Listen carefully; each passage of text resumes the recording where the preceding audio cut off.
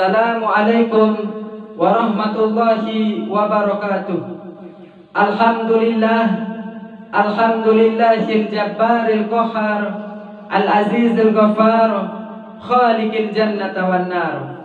Wassalatu wassalamu ala sayyidina Muhammadinil muhtar wa ala alihi wa ashabihil azhar. Ashhadu an la ilaha illallah wa ashhadu anna Muhammadar Rasulullah. Allahumma salli ala sayyidina Muhammad wa ala ali sayyidina wa maulana Muhammad. Qala Allah ta'ala fil kitabihil karim, bismillahirrahmanirrahim. Law anzalna hadzal qur'ana ala jabalin la ra'aitahu khashi'an mutasaddian min khasyatillah wa tilkal amsalu nadribuha linnasi la'allahum yatafakkarun. Kama qala fil hadis, ittaqillaha haitsu ma kunta wa addi sayyi'atal hasanata tamhuha wa khaliqin nas bi khaliqin hasan.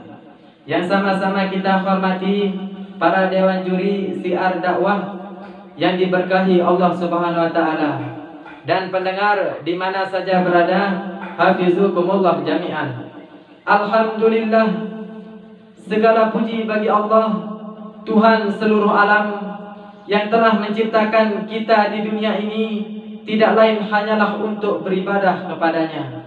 Dan ibadah di 10 terakhir bulan Ramadan ini tidak lepas esensinya dengan ihsan kita, yakni anta budallah ka'annaka tarahu fa illam takun tarahu fa innahu yaraka.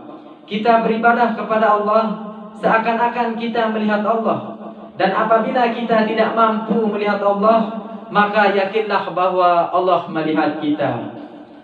Dan selawat beserta salam kepada baginda Nabi besar kita, yakni Nabi Muhammad sallallahu alaihi wasallam. Ma'rifatul akli min nasbi, yakni di antara kesempurnaan akal beliau, akal seseorang manusia, ia mengetahui atau sering mengingat nasab sampai Nabi Adam alaihissalam.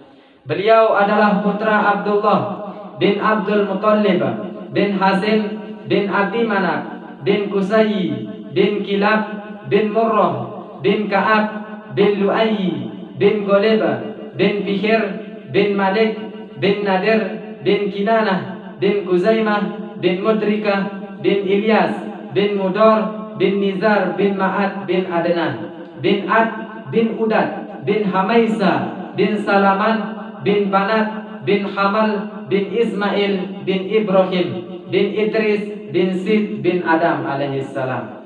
Dan beliau juga dijelaskan di dalam hadis, khairukum khairukum li ahlihi wa ana khairukum li ahli. Dan sebaik-baik manusia di antara kita adalah orang yang paling baik terhadap keluarganya, karena Rasulullah beliau yang paling baik terhadap keluarganya. Karena di antara bagaimana kisah, yakni istri-istri beliau diajak beretikaf pada 10 asara min akhiri Ramadan, yakni pada 10 terakhir pada bulan Ramadan. Dan suatu ketika Rasulullah dengan para sahabat beliau, sering saya mengutarakan yang dimaksud dengan sahabat, yakni liman yarani wa amana bih, yakni kita memandang Rasulullah kemudian mengikuti ajaran beliau. Ketika Rasulullah menceritakan bahwa dulu pada zaman Bani Israel, yakni umatnya Nabi Musa alaihissalam, ada 4 orang pemuda yang beribadah 80 tahun dan tidak pernah bermaksiat sekejap mata pun. Maka para sahabat pun heran dan Rasulullah pun kagum.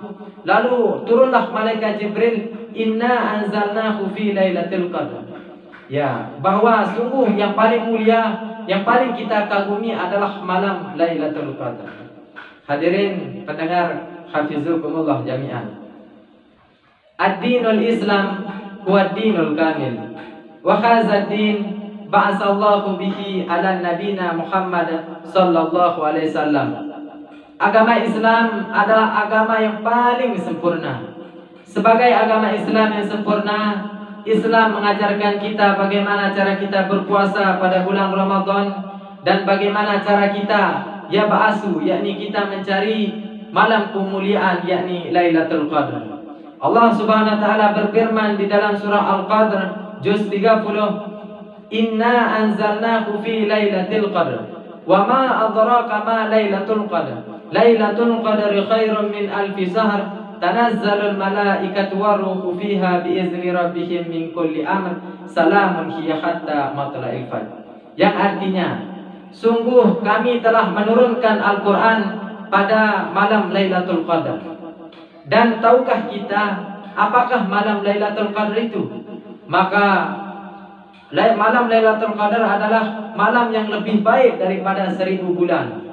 Pada malam itu turunlah malaikat yang dipimpin oleh malaikat Jibril untuk mengurus di bumi ini. Dan salamun, maka keberkahan pada malam itu hingga terbit fajar. Di dalam ayat ini Allah menjelaskan kepada kita, insya Allah sebagai hamba yang muttaqin di akhir Ramadan ini, yakni bagaimana kemuliaan. Karena sebagian para ulama, baik ulama mutaqaddimin maupun mutaakhirin, berpendapat bahwa malam Al-Qadr itu bermakna kemuliaan, karena di dalamnya itu diturunkan Al-Quran, sebagaimana yang dijelaskan, Sahrul Ramadan allazi unzila fihi Al-Quran. Sungguh kami telah menurunkan Al-Quran pada malam Lailatul Qadar. Dan ada sebagian ulama berpendapat bahwa malam itu artinya sempit, karena semua para malaikat di langit, fis sama au fil ard, yakni turun ke bumi untuk melakukan segala urusan untuk salamun, yakni salam sejahtera.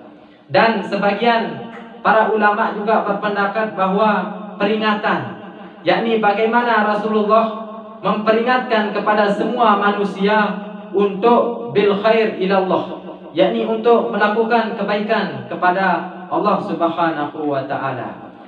Hadirin pendengar hafizukumullah jami'an. Dan dijelaskan juga di dalam hadis yang sahih, yakni di antara tanda atau ciri malam Lailatul Qadar itu, inna, yakni bahwa Lailatul Qadar Lailatul Samhah Talhah wala baridah, bahwa malam Lailatul Qadar adalah malam yang penuh dengan kesempurnaan atau kenyamanan atau lain sebagainya. Dan pada malam itu tidak terlalu dingin dan tidak terlalu panas. Dan pada pagi harinya itu cahayanya matahari tidak terlalu panas seperti kemerah-merahan. Di dalam hadis ini menjelaskan kepada kita bahwa bagaimana Rasulullah memerintahkan kita, karena 1000 bulan itu sama artinya kita beribadah kepada Allah 82 tahun. Dan ini menandakan bahwa bentuk dari ismun jami' kullu ma yuhibbullah, yakni suatu pekerjaan yang pada malam itu untuk mencintai kepada Allah Subhanahu wa taala. Hadirin hafizukumullah jami'an.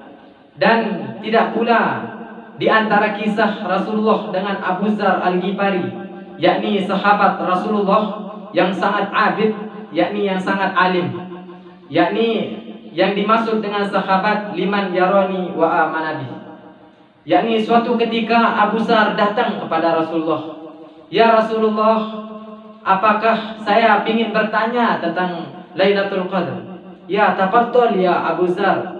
"Ya, silahkan ya Abu Dzar." "Wahai Rasulullah, apakah malam Lailatul Qadar itu diturunkan di zaman para nabi?" "Tidak wahai Abu Dzar.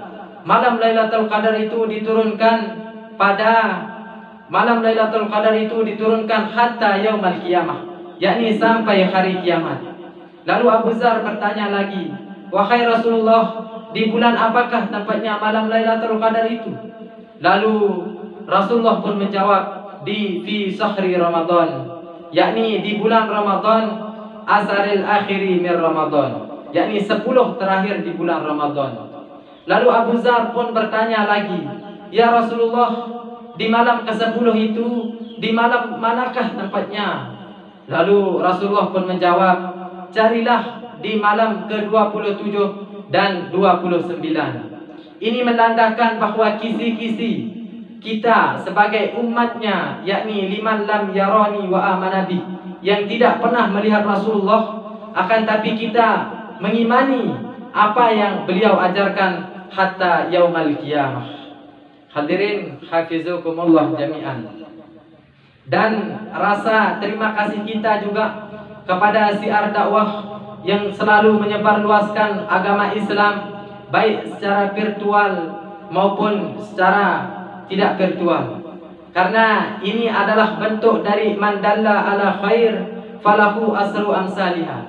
Barang siapa yang melakukan atau menunjukkan suatu kebaikan, maka pahalanya itu semisal dengannya.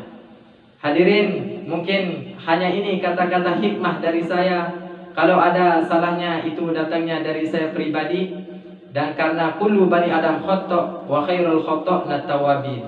Semua anak Adam itu paling gemar melakukan kesalahan, dan baik kesalahan itu jika kita bertobat. Wabillahi taufiq wal hidayah. Assalamualaikum warahmatullahi wabarakatuh.